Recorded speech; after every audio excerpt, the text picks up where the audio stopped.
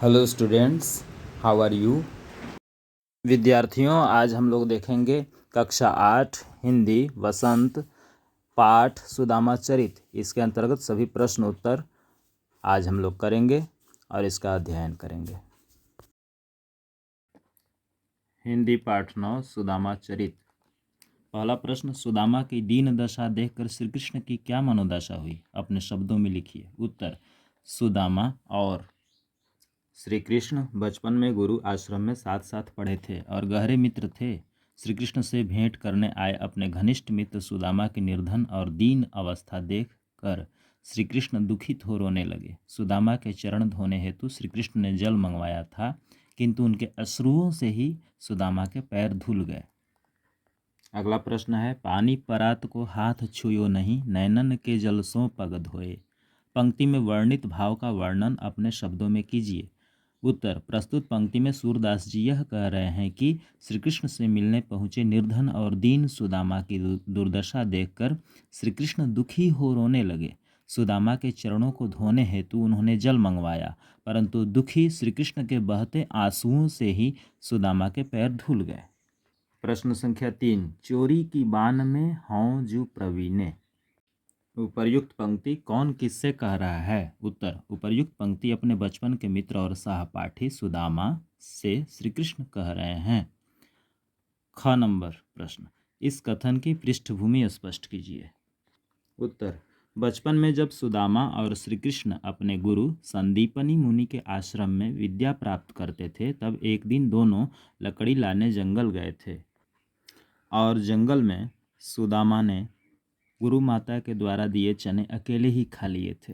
अब जब सुदामा श्री कृष्ण से मिलने द्वारिका आए और अपनी घोर निर्धन दशा के कारण लज्जावश अपनी पत्नी के द्वारा दिए हुए चावल श्री कृष्ण को नहीं दे पा रहे हैं, इसी कारण हास्य करते हुए श्री कृष्ण सुदामा को कहते हैं कि भाभी द्वारा मेरे लिए दिए चावल मुझसे क्यों छिपा रहे हो? चोरी की कला में आप पहले से ही निपुण हो।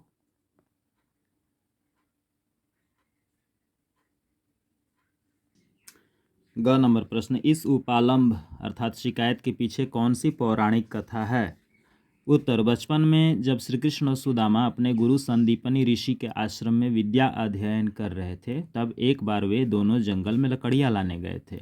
वहाँ सुदामा ने गुरु माता द्वारा दोनों के लिए दिए गए चने छिपाकर स्वयं ही खा लिए थे। उसी घटना को स्मरण कर श्री कृष्ण सुदामा को यह उपालंभ अर्थात उलाहना देते हैं। प्रश्न संख्या 4, द्वारका से खाली हाथ लौटते समय सुदामा मार्ग में क्या क्या सोचते जा रहे थे? वह कृष्ण के व्यवहार से क्यों खींच रहे थे? सुदामा के मन की दुविधा को अपने शब्दों में प्रकट कीजिए। उत्तर, द्वारका से खाली हाथ लौटते समय सुदामा मार्ग में सोच रहे थे कि पत्नी के कहने पर मैं द्वारकाधीश श्री कृष्ण से मिलने गया, परंतु श्री कृष्ण ने प्रसन्नता से सुदामा का स्वागत सत्कार करके बिना कोई आर्थिक सहायता दिए ही उनको विदा कर दिया। सुदामा सोचते हुए खींच रहे थे कि यह स्वागत दिखावटी था। सुदामा इस तथ्य से अनजान थे कि श्री कृष्ण ने उनके घर और समूचे गांव को महलों में परिवर्तित कर धन से भर दिया था। प्रश्न संख्या 5, अपने गांव लौटकर जब सुदामा अपनी झोपड़ी नहीं खोज पाए, तब उनके मन में क्या क्या विचार आए? कविता के आधार पर स्पष्ट कीजिए।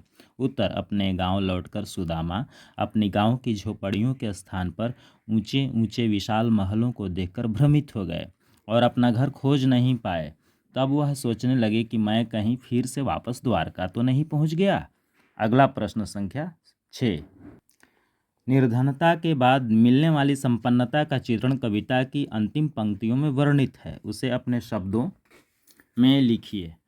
उत्तर है, पहले सुदामा के पैरों में पहनने के लिए चप्पल तक नहीं होती थी। अब श्री कृष्ण की कृपा से टूटी झोपड़ी के स्थान पर सोने का महल खड़ा है और घूमने के लिए हाथी घोड़े और सेवा हेतु नौकर चाकर हैं। पहले सोने के लिए कठोर भूमि थी, अब कोमल बिस्तर हैं। पहले भोजन हेतु कभी भिक्षा मिलती थी, कभी नहीं, परंतु अब स्वादिष्ट और मनचाहे भोजन पकवान उपलब्ध हैं। परंतु सुदामा को इन सुविधाओं की आदत न होने के कारण उन्हें ये अच्छे नहीं लगते हैं। इस प्रकार से हिंदी कक्षा 8 वसंत पाठ सुदामा चरित के सभी प्रश्न उत्तर पूर्ण हुए। इसे आप अपने सुलेख में, अपनी नोटबुक में नोट कर लेना और अच्छे से अध्ययन कर लेना।